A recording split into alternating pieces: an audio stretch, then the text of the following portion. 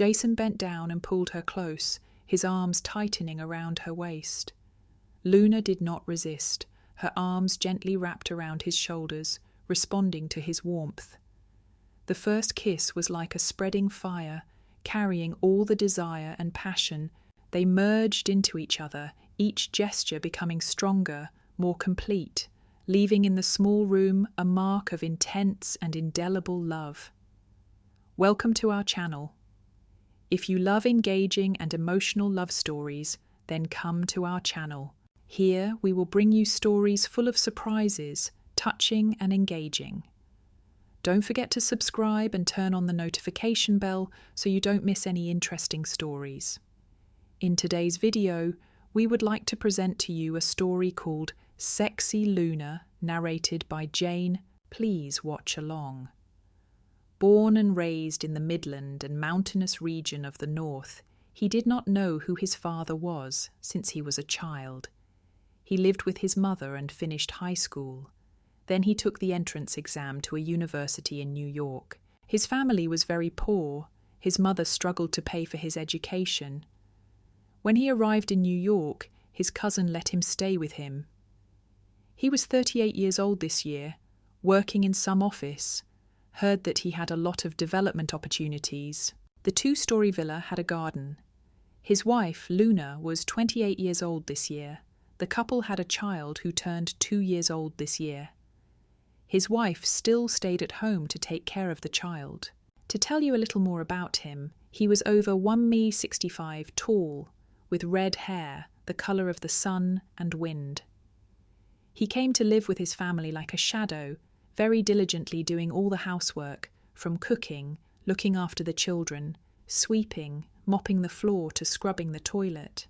At first, Luna did not like him, but later, seeing that he was diligent, hard-working and well-behaved, she also had a good impression. Living in the same house, but he and Mr. Locke, his cousin, only saw each other at night. During the day, he worked all the time, and on Sundays, he went out drinking with his friends since he became deputy manager. He went out drinking and entertaining guests continuously, sometimes not coming home until 2 a.m. Sometimes they would argue with each other. He knew what was going on, so he sneaked up to the room where the story was printed. His room was the last room on the second floor, which used to be a warehouse, but later his cousin cleaned it up and built a bathroom for him to stay in. This room was about 15 square meters wide, clean, had air conditioning, and was 1,000,000 times more comfortable than in his hometown. His sister also gave him an old laptop, the one that ran a bit clunky, but let him use Wi-Fi to relieve boredom. In the blink of an eye, it has been 3 months since he and his sister lived together. In the morning, he cycled to school. In the afternoon, he came home to help his sister with housework or babysit while she went to the market. He didn't pay any attention to Luna because they were sisters. His thoughts were very innocent. Until one day, he went online, accidentally wandered and went to some fun reading pages. Then he started to pay attention to Luna. Luna was about 1.62 m tall, almost the same as him, but fair-skinned. She was from Putho, had big black eyes, heart-shaped lips, and a very bright forehead. What impressed him most was her extremely plump butt. He glanced over and then blushed and turned away because he was afraid she would find out. At times like that, he felt extremely uncomfortable. Since then, he often went online to gain more knowledge and paid more attention to her. These days, she took her son to daycare, and during the day, she was in New York helping out and attending yoga classes. He silently observed her and dreamed of her every night. I saw that he was obedient, so I treated him like the youngest in the family, didn't pay any attention to him, and just dressed freely. That afternoon, he went to physical education class, took a shower, turned on the air conditioner in the living room, watched TV, and fell asleep without realizing it. When his sister came back from the market, he heard a rattling sound outside the iron gate. He woke up and was about to get up, but suddenly an idea came to him, so he pretended to be sleeping soundly on the chair. He still kept his old habit. At home he often let loose and lay on the chair. Just thinking about his sister, everything was revealed. He tried to stay comfortable and breathed evenly, waiting for his sister to come in. Sister Luna opened the gate and let the door open. Seeing her younger brother sleeping on the chair, she thought he must have been tired from school and fell asleep without knowing anything. She gently went into the kitchen to put away her things and changed into her home clothes, then went to the living room. The sound of the football TV was still on. Seeing her younger brother sleeping so peacefully, she sat down on the chair to drink water. Suddenly she glanced at him. He was still wearing a tank top, and she couldn't help but feel embarrassed. She asked herself why she had such bad thoughts.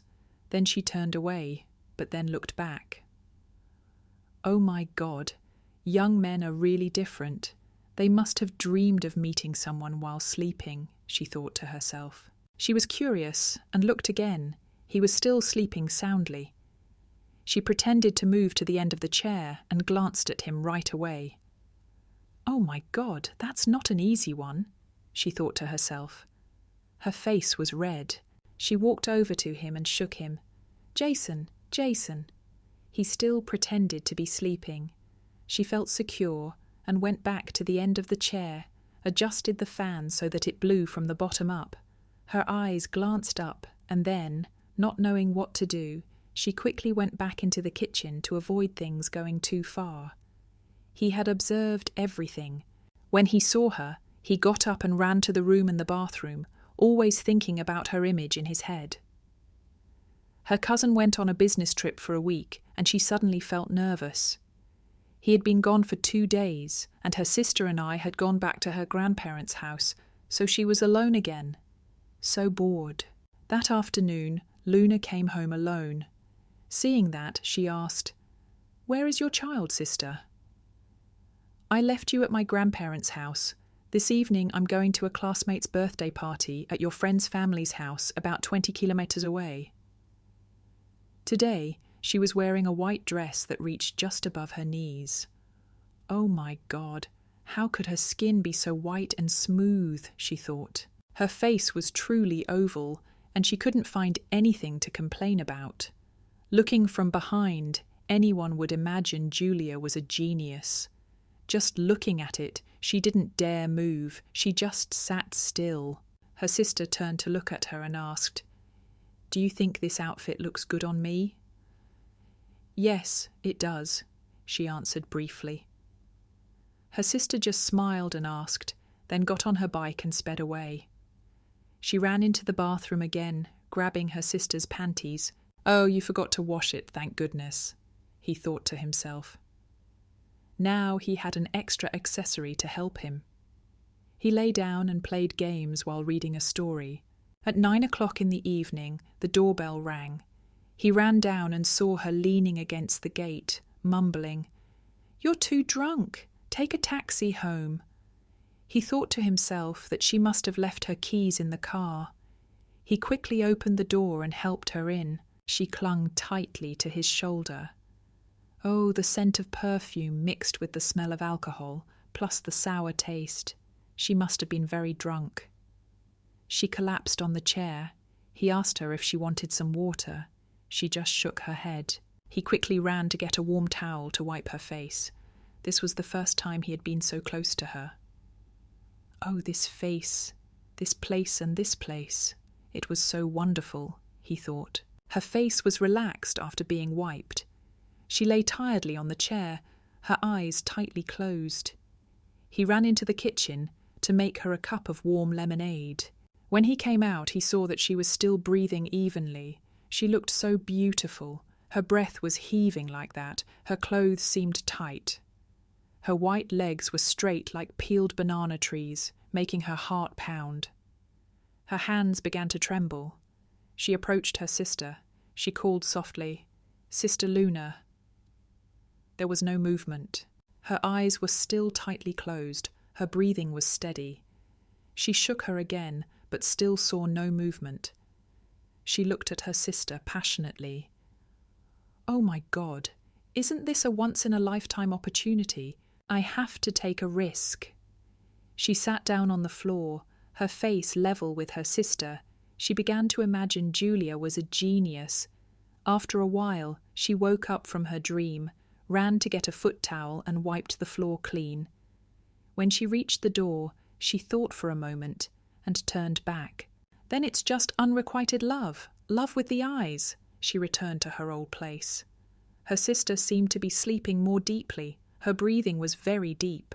She was still not reassured, her mouth calling to her sister, "Sister Luna, Sister Luna." But there was still no response. So I'm reassured, she thought to herself. I don't know what's behind that dress. I have to take another risk.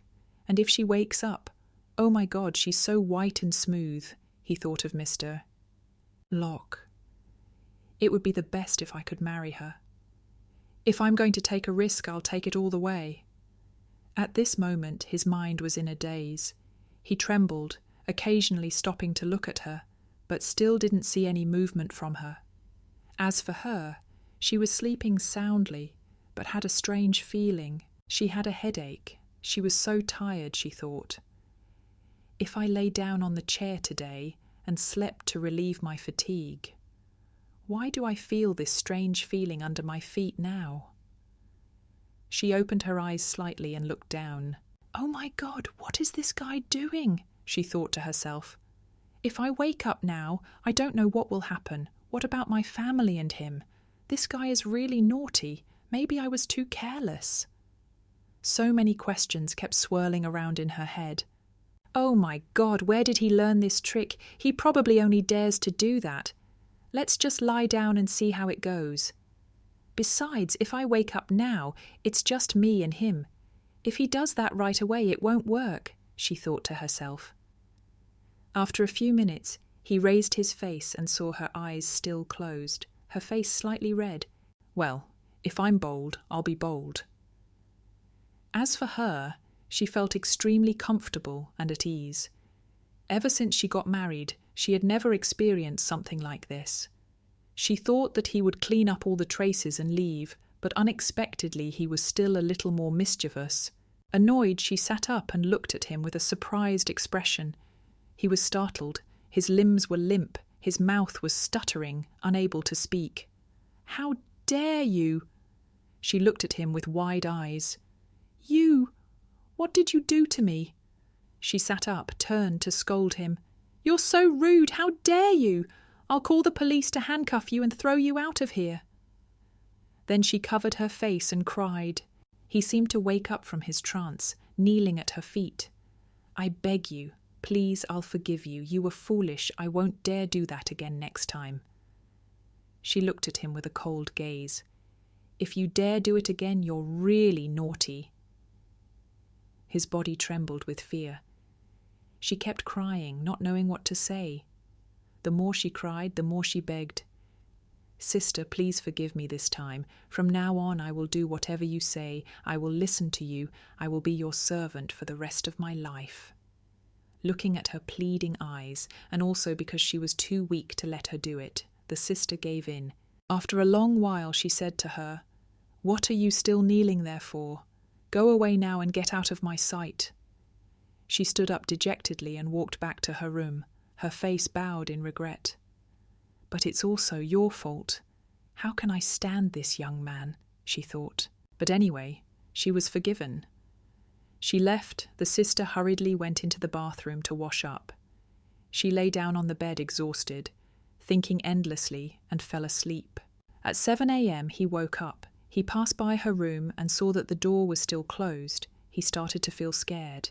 He waited until 8 a.m., but she still hadn't woken up. She usually woke up at 6:30 a.m. He thought about it, went to her room, stopped to think for a while, then decided to knock. The first time, the second time, but still didn't hear her answer. He got more worried. After a while, his sister's voice rang out, then the sound of the lock being unlocked. He entered. Her voice was cold. She curled up on the bed again, covering herself loosely with a thin summer blanket. He approached her, his face lowered. I'm sorry about last night. I couldn't control myself. I hope you forgive me." She sat up, pulled the blanket over herself and continued, "Why did you treat me like that?" He grimaced. "Because when you came back, I saw you were drunk, so I took a risk.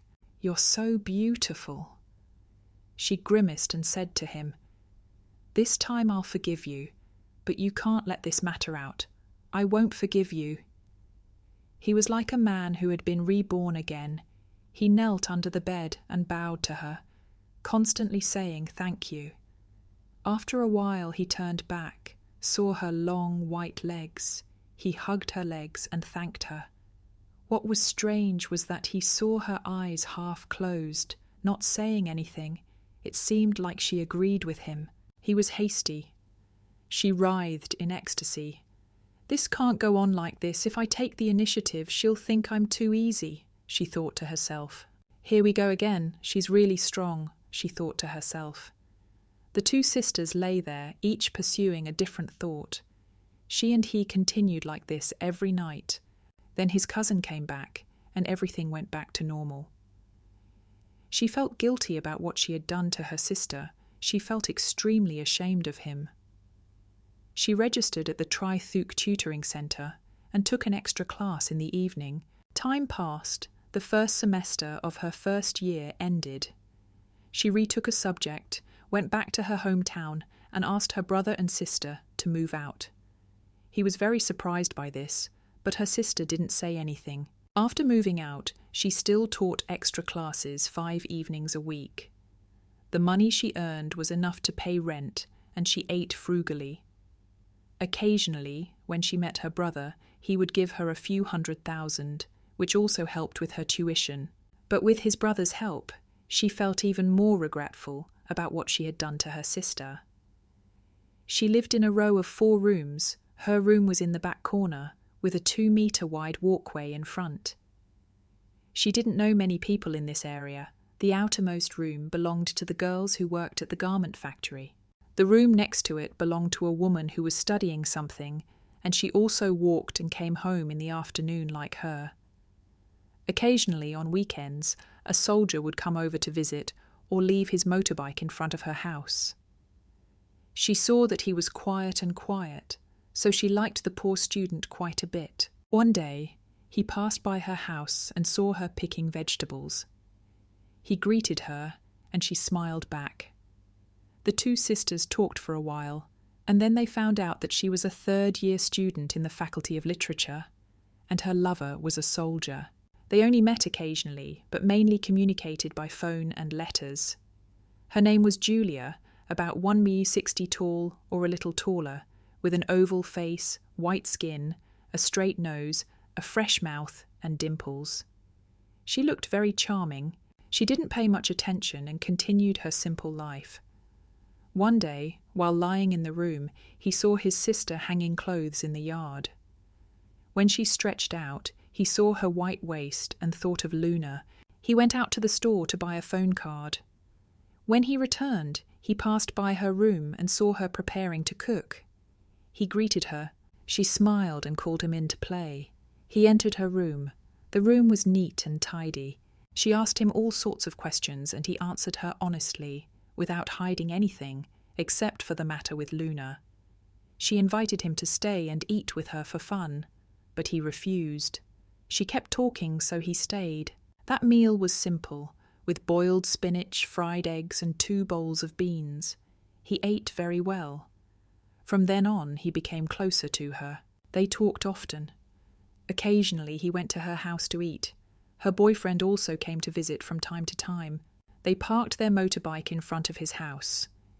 He smiled happily at him and thought to himself that he was very lucky. The first semester of the 2nd year passed quickly. The roads were crowded at the end of the year. Everyone was busy preparing for the end of the year. On the 25th day of the lunar calendar, he packed up and went back to his hometown. There was nothing fun in his hometown. He went home mainly to ease his mother's sadness. He went to college, which was her pride and hope. The last days of the year in his poor hometown were not busy either. He went to his uncle's house to play and met Jade, who was also going back to her hometown for Tet. Jade was his uncle's daughter, studying national economics in New York. She was 2 years older than him. This year was his final year. Having gone through many love affairs, he had a habit of paying attention to the girls he met. It was true that city girls changed after a long time. Now she had lost the dark colour of the working class. Her skin was healthy and smooth.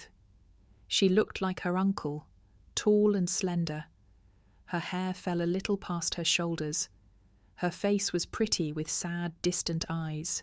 She wore a watch on her wrist. He didn't know what kind it was. He heard it was given to her by her boyfriend. He often came to her house to play. In the neighbourhood there were only 2 sisters who went to school, so they got along well and talked easily.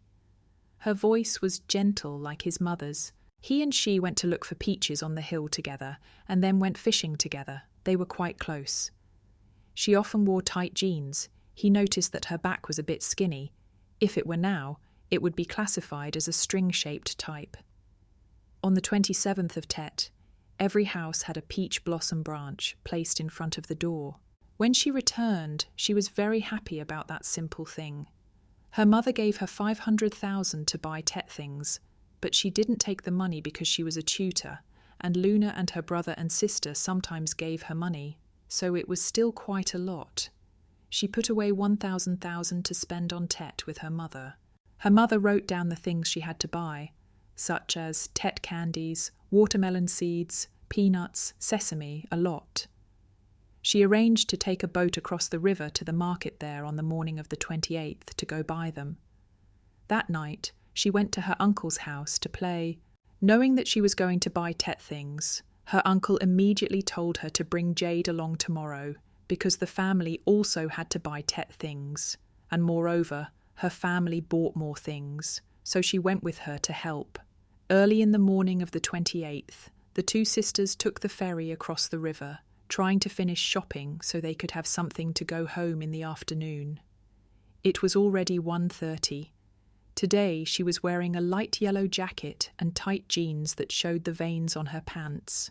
When they reached the other side of the river, the 2 sisters happily went into the grocery store to buy according to the list. She was responsible for buying and bargaining, while she paid for the things she bought and carried the things. The 2 sisters were busy shopping and choosing until almost 12 o'clock when they finished. They both stopped at a roadside restaurant to have a quick meal to warm their stomachs, then struggled to carry their belongings to the ferry dock to prepare to go home. During the journey, the 2 sisters told her all about their university life, about their roommates, and about her boyfriend, who worked in information technology, was from Hung Yen, and they had been in love for more than 2 years. When they got to the ferry dock, they waited for the ferry, but it was 2 o'clock, and the ferry still hadn't left. The north wind was blowing hard with drizzle, so the boat was banned. Both sisters were cold and worried, waiting for the wind to subside before boarding the boat. At 3 p.m, the boat owner said that the boat was banned, and that if the wind was less strong tomorrow morning, they would dare to go. The 2 sisters did not know what to do, so she asked, "What should we do now, sister?"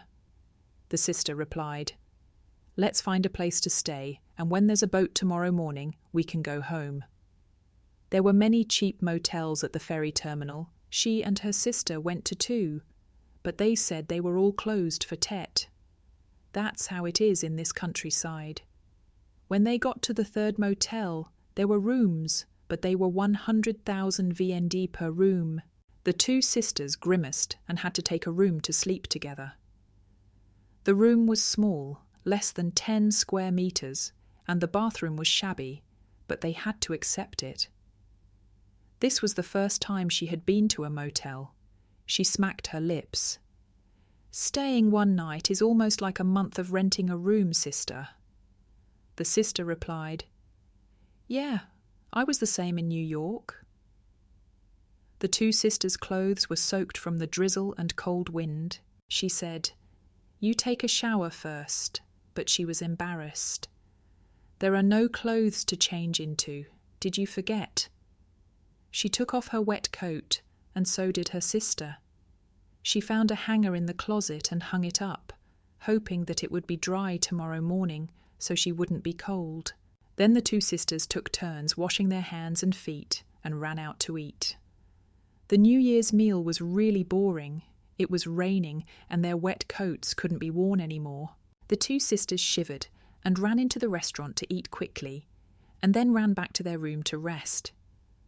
Only now did she notice that the room had only a 1.8-metre bed and an old, faded blanket. Seeing her sister, she was embarrassed and told her to lie on the bed.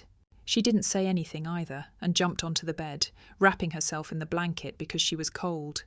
She sat huddled up and urged her sister to call your uncle or he will stay home and wait. Yeah, I forgot a bit. She took out her old phone and called her uncle, vaguely explaining the situation. Then the two sisters sat down and talked about everything under the sun. It was already past 8 p.m. The night was approaching Tet, the north wind was howling, and there was even a little drizzle, making it even colder. She shivered. Looking at her, she said, "Hey, Jason, come in here and lie down. It's very cold." There was no other way, so she curled up under the blanket. Her wet pants made her uncomfortable. She asked a silly question. "Sister, I'll take off these pants. They're very wet and uncomfortable." Her sister smiled shyly and didn't dare say anything. She went to get a hanger from the rack and said, "Maybe tomorrow they'll be dry." "Are you changing it?" "If you change it, what will you wear? Nonsense." It smiled gently. "I forgot." It ran into the bathroom.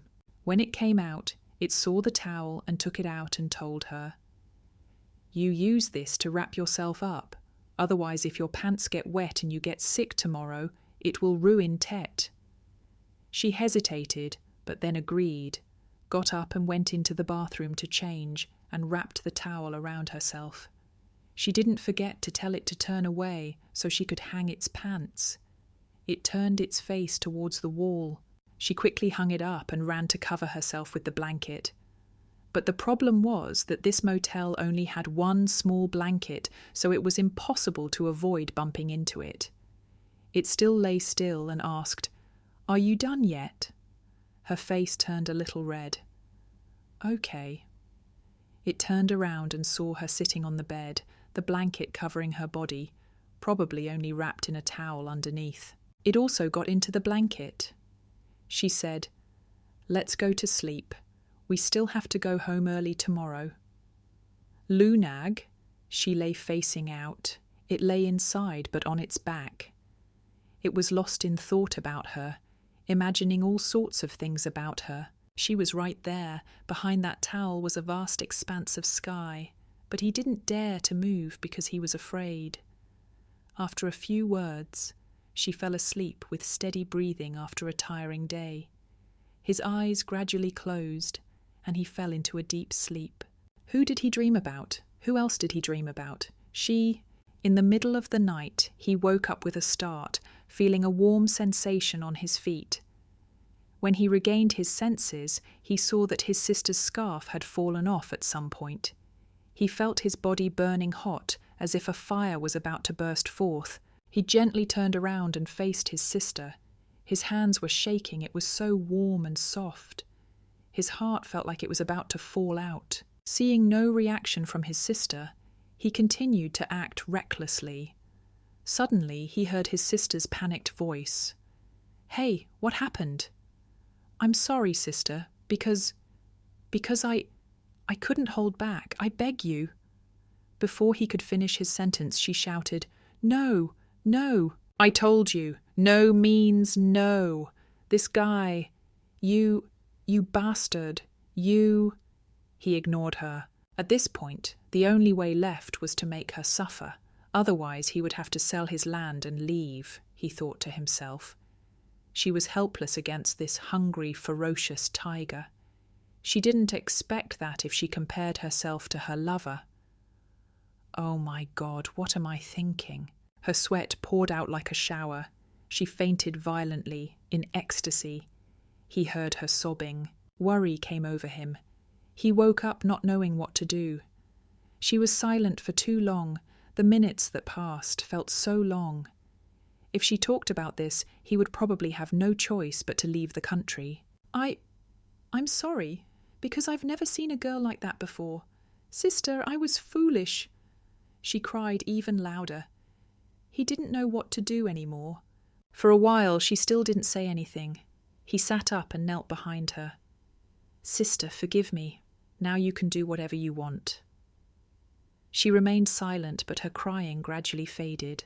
Anyway, it's over, and it's also my fault for not being decisive, but what can I say? Oh my God, this bastard.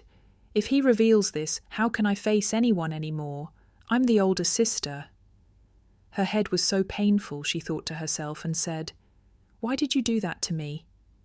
How can I face going home now?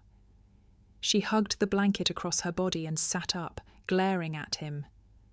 I'm sorry, I was foolish, he said as he repeatedly banged his head on the bed. From now on I'll change, I won't dare again, he continued. She stopped crying and said, Anyway, it's already happened, and I'm confused about how to handle it. Where did you learn that habit?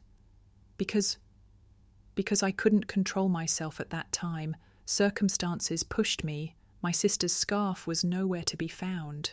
So she mumbled. Ah, so it was because of me. No, it's because of me. Don't let anyone know, or you'll know what I'll do, okay? She felt like she was being flattered, secretly glad that she wasn't in a crisis and had to say it out loud. Thank you. She just knelt like that. She didn't know what to do next, so she picked up her phone to see that it was only 12 o'clock at night. She stood up and went straight to the bathroom. A few minutes later, she came out without doing anything, wearing only her underwear and top. She went straight to the bed and covered herself with a blanket. Seeing her still kneeling on the bed, she said, Go to sleep. Are you trying to make a scene? She was cold. Lunag. She sat down on the corner of the bed, curled up, still forgetting to put on her pants because she was scared. She was cold now. Damn this damn weather. She quickly glanced at her and thought, Put on your pants and go to sleep. She said, Lunag. She quickly lay down on the bed. It didn't dare pull the blanket to cover itself anymore. It was afraid that if it didn't cover itself, it would be stiff tomorrow. Don't blame her. It didn't dare say anything, gently moved towards her, took the blanket to cover itself. She turned back towards it. It lay on its back, not daring to move. After a while it realized she was still awake, so it said, I'm sorry, please forgive me. Are you going to grab and cut off your arm? He was overjoyed because she was so pretty. She suddenly turned around.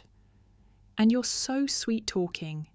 You're so reckless with people, she said while glaring at him for a long time. Seeing her like that, he also turned towards her. Seeing him turn around, she was startled and turned her back to him. I'm sorry, it's because you're so pretty. I've liked you for a long time. He felt goosebumps on her arm. She turned towards him again, looking straight into his eyes. Are you crazy? He whispered. Let me be your lover just once. His words made her moved. She seemed to let everything go. He slowly approached her. Her eyes closed slightly. Oh no. Sister, please me a little. No, don't be like that. Just give me one more time. This guy, oh my God, why does he keep doing this to me? I'm so naughty, she thought to herself.